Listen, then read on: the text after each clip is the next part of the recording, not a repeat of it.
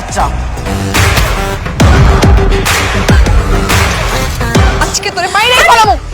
ছেড়ে দে। কি বাবা? চেয়ারম্যান সাহেবের বউ আপনাকে লিগে সাজন পাঠাইছে। এনে ফলমূল, শাড়ি, চুড়ি, হলুদ, উপটান বেবাক কিছু আছে। আজকে রাতে হলুদের অনুষ্ঠানে চেয়ারম্যানের বউ নিজে আইবে, বুঝতে পারছেন? কি ব্যাপার? থাপ্পড় মারলাম তারপর সাজন পাঠাইছে, তার মানে কি বিয়াটা ভাঙতে পারে না? এই বিয়া তো তাহলে হয়ে যাইব।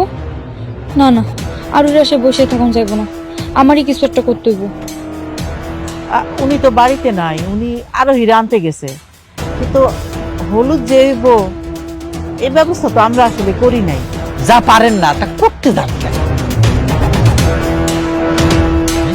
বামুন হইয়া চাঁদে হাত দেওয়ার খুব শখ। আগেই কইতেন যে আমগো সামর্থ্য নাই, বিয়া দিতে পারবো না। আরে না না, বিয়া সব আয়োজন করছে, কিন্তু হলুদ যে হইব এইটা জানতাম না। জানতেন না, এখন জানেন। যে প্রস্তুতি শুরু করেন, আর আজকে রাতে বড় বাবু আর ম্যাডাম আসবে, ঠিক আছে? এই চল।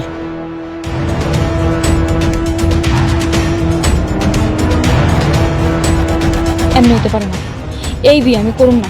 আমি রাফসানের লগে ভাইগা যাবো, এটাই ভালো সিদ্ধান্ত। বাবা, আমাকে আমার পিস্তলটা দাও। পিস্তল ছাড়া ভালো লাগছে না। আর আমি বললাম তো কোনো সমস্যা হবে না। কিরে মিরাজ, বাবার সাথে এত কি বলছিস? কিছু না বাবা, মা বলছিল বিয়ের শেরওয়ানিটা কিনে নিতে। শেরওয়ানি না, কাফনের কাপড় কিনো, বিয়েতে কাজে লাগবে। কি আবুল তাবুল বলছিস তুই এগুলা? আমি ঠিকই বলছি। আর আমি এই বিয়েটা না কোনোভাবেই হতে দিব না। এতে যদি তোমাদের মান সম্মান নষ্ট হয়, আমার কিছু করার থাকবে না। বাবা, আমাকে আমার পিস্তলটা দাও।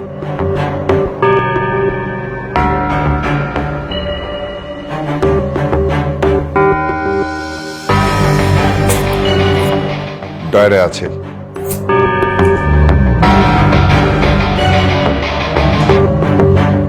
বাবা, কাজটা তুমি কিন্তু একদম ঠিক করছো না। এই যে ওর হাতে পিস্তল দিলে দেখবো ঠিকই আবার কোনো না কোনো একটা উল্টাপাল্টা করে ঝামেলা বাঁধাবে।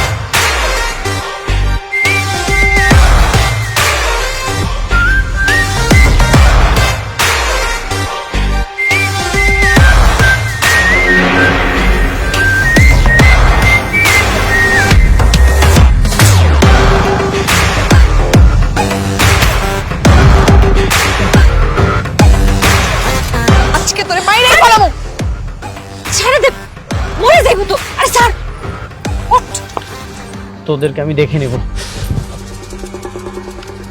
তুই কখন আইলি? মাত্র এলাম। তুই এত রাত্রে এনে কি করস? বাড়িতে পালাই যাইতেছে, এই বিয়া আমি করুম না, আমার জোর করে বিয়া দিতেছে, তাই রাফসানের লগে ভাইগা যাইতেছে। পালাই যেতেছিস মানে? তুই ভাগ্যে গেলে কি সব সমস্যার সমাধান হয়ে যাবো?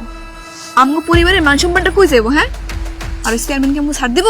আমি অত কিছু জানি না, আমি চেয়ারম্যানের পোলারে বিয়া করতে পারুম না, ব্যাস। তো বিয়া করবি না তো করবি না, এলাকা পালাই যাওয়া লাগবো কেন? এই গ্রামে থাকতে হইব, টিক্কা থাকতে হইব আমগো, ঠিক আছে? বাইরে চল, বুদ্ধি করে সব কাম করুন।